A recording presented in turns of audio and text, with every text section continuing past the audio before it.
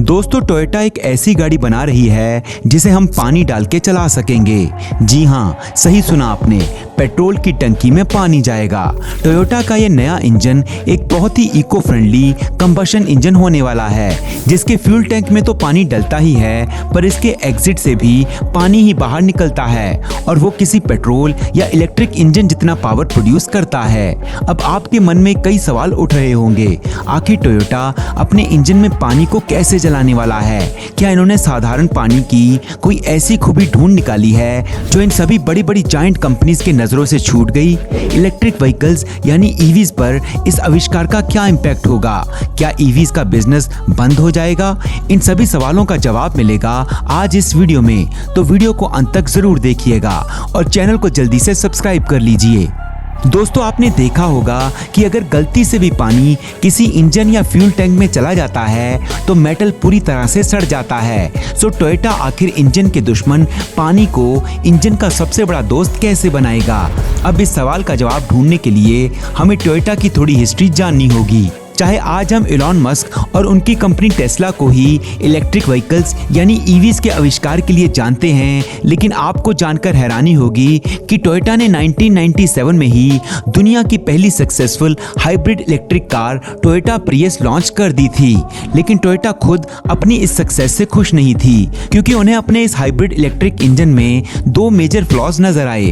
पहला ये कि भले ही ईवीज को इको फ्रेंडली माना जाता है, लेकिन उन्हें चार्ज करवाने वाले चार्जिंग स्टेशंस के लिए जो इलेक्ट्रिसिटी आती है वो तो कोल, डीजल या नेचुरल गैस चलाकर ही आती है। सो ईवी भी पर्यावरण को प्रदूषित कर ही रही है। दूसरा फ्लॉ कि ईवीज में जो बैटरीज लगाई जाती हैं वो मोस्टली लिथियम, कोबाल्ट या फिर निकल जैसे रेयर मेटल्स से बनती है, और इन मेटल्स को एक्सट्रैक्ट करके सिर्फ एक बैटरी बनाने में इतना फॉसिल फ्यूल जलाना पड़ता है कि उतने में ऑलमोस्ट दो साधारण गाड़ियां पूरी तरीके से तैयार हो जाएं। सो टोयोटा को ये समझ आई कि इन फ्लॉज के चलते ईवीज का इको फ्रेंडली होने का मेन पर्पस ही बीट हो रहा है। सो टोयोटा ने दोबारा से इनोवेशन पे ध्यान देना शुरू किया। टोयोटा को समझ आया कि इको फ्रेंडली व्हीकल बनाने के लिए इंजन से भी ज्यादा जरूरी है फ्यूल, क्योंकि किसी फ्यूल में कितने केमिकल बॉन्ड्स हैं, उन बॉन्ड्स में से कितने बॉन्ड्स आसानी से टूटकर अपने अंदर ट्रैप्ड एनर्जी को रिलीज कर सकते हैं, और उनमें से कितने बॉन्ड्स आधे अधूरे टूटकर कार्बन पॉल्यूटेंट्स बना सकते हैं। इन सारी चीजों के बारे में सोचना बहुत जरूरी होता है। इन सब डिस्कशंस के चलते एक सॉल्यूशन सामने आया, हाइड्रोजन यानी H2, क्योंकि एक हाइड्रोजन मॉलिक्यूल में दो हाइड्रोजन एटम्स होते हैं और हाइड्रोजन मॉलिक्यूल्स छोटे होने की वजह से वो किसी भी फ्यूल टैंक में काफी टाइटली पैक किए जा सकते हैं। हाइड्रोजन के आपसी बॉन्ड्स काफी स्ट्रॉन्ग होने की वजह से उनके टूटने पर पेट्रोल के मुकाबले 3 गुना ज्यादा एनर्जी निकलती है और बदले में कार्बन डाइऑक्साइड भी नहीं निकलता। लेकिन इस हाइड्रोजन पावर्ड इंजन के भी अपने कुछ प्रॉब्लम्स थे। हाइड्रोजन एक हाईली इन्फ्लेमेबल गैस होती है, यानी उसे अपनी गाड़ी में एक बड़े से टैंक में लेकर घूमना मतलब एक चलता फिरता टाइम बॉम्ब अपने साथ लेकर चलना। इसलिए टोयोटा को अपने इस हाइड्रोजन पावर्ड इंजन के आइडिया को भी स्क्रैप करना पड़ा। तो फिर से एक बार टोयोटा ने इनोवेशन पर ध्यान देना शुरू किया, लेकिन इस बार उसे पता चल गया था कि इको फ्रेंडली गाड़ियां बनाने के लिए फॉसिल फ्यूल्स के अलावा अगर दूसरा कुछ काम आ सकता है तो वो सिर्फ हाइड्रोजन ही है। तो क्यों ना हाइड्रोजन इंजन के प्रॉब्लम्स को फिक्स करने की कोशिश की जाए। चाहे प्योर हाइड्रोजन इन्फ्लेमेबल होता है, पर अगर हम इस हाइड्रोजन को किसी इम्प्योर फॉर्म में फ्यूल टैंक में डालें तब वो इन्फ्लेमेबल नहीं रहेगा। और बस इसी आइडिया ने जन्म दिया एक वाटर इंजन वाले कंसेप्ट को।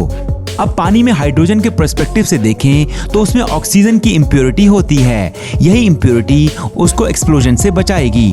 टोयोटा को अब फाइनली पता चल गया था कि उसे क्या बनाना है।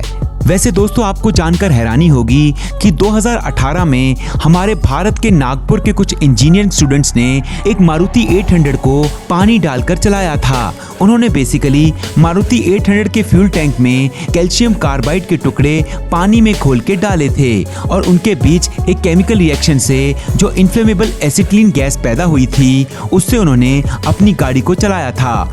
अब बात करें टोयोटा के वाटर इंजन की, तो टोयोटा को इसमें अभी भी कुछ फंडामेंटल प्रॉब्लम्स नजर आए। इनमें से 3 सबसे मेजर प्रॉब्लम्स कुछ इस तरह थी। पहली प्रॉब्लम थी कि पानी के गाड़ी के फ्यूल टैंक से संपर्क में आते ही पानी में मौजूद ऑक्सीजन मेटल से बने फ्यूल टैंक्स को सड़ाने लगता है।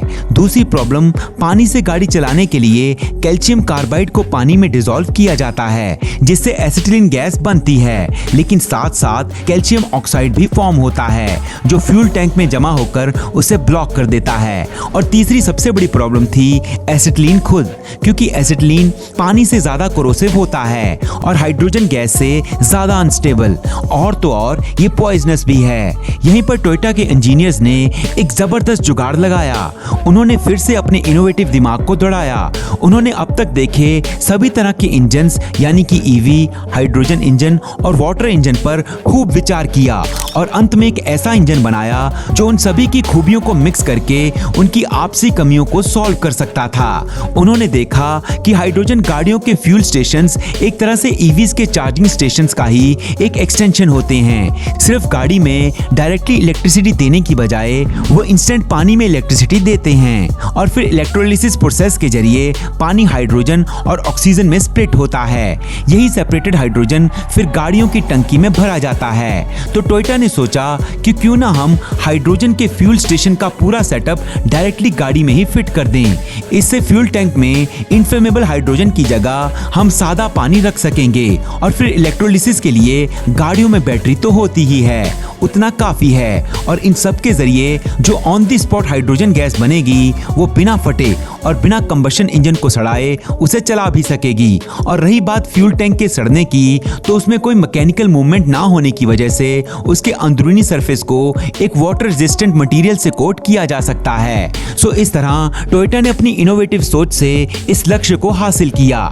दोस्तों, अभी भी टोयोटा का ये वाटर पावर्ड इंजन एक कंसेप्चुअल स्टेज पर है, सिर्फ उसका प्रोटोटाइप ही रिलीज हुआ है। सो पूरे विश्वास के साथ कुछ भी नहीं कहा जा सकता, लेकिन इस प्रोटोटाइप को मार्केट में उतारने से पहले टोयोटा को इसके 2 मेजर प्रॉब्लम्स को सॉल्व करना पड़ेगा।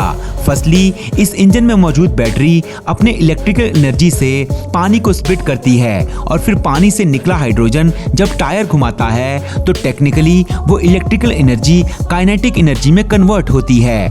फिर यही घूमते टायर्स किसी इलेक्ट्रिकल जनरेटर की तरह फिर से उस काइनेटिक एनर्जी को इलेक्ट्रिकल एनर्जी में कन्वर्ट करते हैं और इसी इलेक्ट्रिकल एनर्जी से फिर बैटरी चार्ज होती है। सो जब तक बैटरी को चार्ज करने के लिए टोयोटा कोई सोलर पैनल वगैरह अपनी गाड़ी में नहीं लगाता, ये एक परपेचुअल इंजन बन जाता है जो फिजिक्स के लॉज के खिलाफ है। सेकेंडली, अगर हम इसे एनर्जी आउटपुट की टर्म्स में देखें तो 1 किलोग्राम हाइड्रोजन गैस जलाने पर करीब 121 मेगा जूल्स की एनर्जी जनरेट होती है, लेकिन उस 1 किलोग्राम गैस को वाटर इलेक्ट्रोलिसिस के जरिए बनाने के लिए 180 मेगा जूल्स जितनी एनर्जी लगती है। यानी जितनी एनर्जी हमें हाइड्रोजन से मिल रही है उससे कई ज्यादा एनर्जी हम उसे बनाने में खर्च कर रहे हैं। तो दोस्तों, टोयोटा जैसी इनोवेटिव कंपनी इन प्रॉब्लम से कैसे डील करती है और उसका ये वाटर इंजन आम लोगों के लिए कितना अफोर्डेबल होता है, यही डिसाइड करेगा कि उनका ये वाटर इंजन ईवीज को कितनी तगड़ी टक्कर देगा। वैसे दोस्तों, आपको क्या लगता है, टोयोटा का ये वाटर इंजन ईवीज को बंद करवा देगा? कमेंट्स में जरूर बताएं। ऐसी नॉलेज भरपूर वीडियोस देखते रहने के लिए हमारे चैनल को सब्सक्राइब करें और ये नॉलेज अपने तक सीमित ना रखें। इस वीडियो को लाइक और आगे शेयर कीजिए। वीडियो में अंत तक बने रहने के लिए दिल से धन्यवाद।